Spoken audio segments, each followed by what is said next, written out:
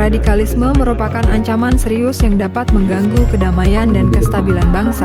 Untuk mencegah penyebaran ideologi radikal di kalangan pelajar, perlu dilakukan tindakan preventif sejak dini. Oleh karena itu, diadakan sosialisasi cegah dini radikalisme di kalangan pelajar menuju Indonesia Emas 2045 di SMA N4 Pandeglang. Sosialisasi ini menghadirkan dua narasumber yang berkompeten di bidangnya. KH Amas Tajudin, Ketua Forum Koordinasi Pencegahan Terorisme Banten, memberikan wawasan tentang peran penting agama dalam mencegah radikalisme. Wa ala alihi wa ashabihi ajma'in. Asyhadu an la ilaha illallah wahdahu la syarika lah. Wa asyhadu anna sayyidana wa nabiyyana Muhammadan abduhu wa rasuluh. Sementara itu, Irhan Nugraha, SE, seorang mantan narapidana terorisme, berbagi pengalaman hidupnya dan memberikan perspektif tentang bagaimana radikalisme dapat mempengaruhi individu dan cara-cara efektif untuk mencegahnya. Ya, karena dia disampaikan dalil tentang mati syahid.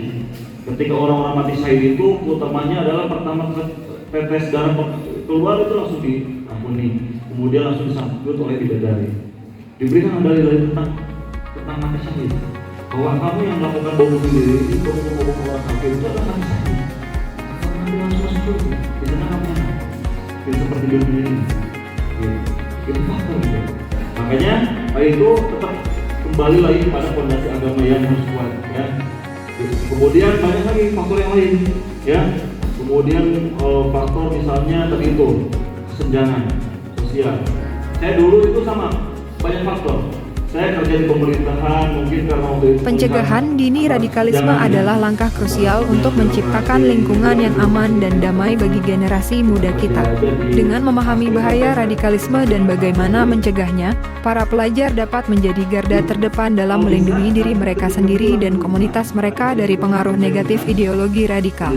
Menuju Indonesia Emas 2045. kelompok-kelompok, ada orang-orang yang pengaruh, ada pemahaman-pemahaman yang lain, ada yang bisa mencernanya dengan baik. Gitu. Makanya kita justru yang paling rawan, yang terpapar di dunia pendidikan ini, khususnya di kelas SMA, bahkan sekolah-sekolah umum, karena hampir sebagian besar penangkapan terorisme itu mereka di latar belakangnya dengan pendidikan agama yang kurang. Ya, bukan sedikit yang jebolan dari pesantren. Ya. Sebagian besar adalah orang-orang yang terpapar itu adalah orang-orang yang sekolah di bangku sekolah yang umum, gitu. Kemudian banyak juga selain pendidikan ideologi, bisa jadi dari dari latar belakang. Ya, latar belakang keluarganya juga bisa mempengaruhi, atau faktor-faktor yang lain, misalnya faktor ekonomi, faktor sosial, adanya kesenjangan ekonomi antara si kaya dengan yang bisa mempengaruhi kita supaya tidak terpengaruh terhadap konten-konten yang mengajak kepada terorisme dan radikalisme. Pertanyaan, bagaimana cara kita untuk menyikapi itu supaya kita tidak tertarik mungkin ya untuk bagian siswa dan siswa ini. Yang pertama itu bagaimana supaya kita tidak tertarik atau menyikapi konten-konten yang ada di media-media sosial yang mengajak kepada radikalisme dan terorisme. Kemudian yang kedua dari adik yang perempuan tadi, dia menanyakan apakah ISIS masih ada di sekitar kita, kemudian apakah pendukung khilafah juga masih ada, kemudian bagaimana cara kita untuk supaya tidak masuk dan terkontaminasi terhadap ISIS dan radikalisme dan tadi pendukung khilafah. Kemudian yang ketiga, apakah perbedaan radikalisme dan terorisme? Mungkin itu akan dijawab oleh siapa dulu, silakan Pak Kiai atau Pak Irhan. Yang sudah dijelaskan tadi, apakah ISIS masih ada di sekitar kita dan apakah memang ISIS sudah tiada dan juga sudah dimusnahkan? Jika memang tidak ada, apakah ada lagi komunitas pendukung khilafah selain ISIS yang masih belum diketahui, baik itu dari komunitas jajaran remaja ataupun sebagainya, dan kalangan mana saja yang bisa mengikuti komunitas tersebut, dan metode